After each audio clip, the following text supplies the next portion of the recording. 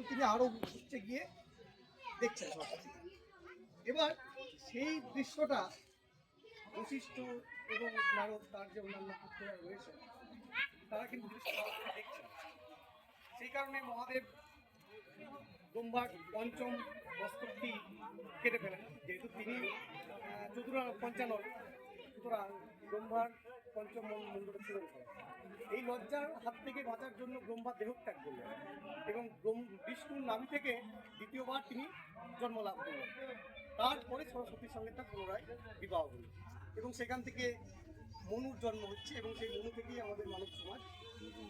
এরপর পুষ্কর হ্রদের কাছে একবার ব্রহ্মা এবং দেবী সরস্বতী যজ্ঞ করার কথা ছিল, কিন্তু দেবী সরস্বতী সময় আসতে পারেনি।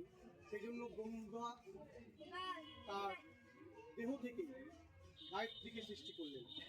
যেই গায়ত্রী সেই কিন্তু সরস্বতী, এবং আমরা সামনে দেখিয়েছি আসলে সরস্বতী, গায়ত্রী, শতরূপা, ব্রহ্মাণী, তিনি সরস্বতী।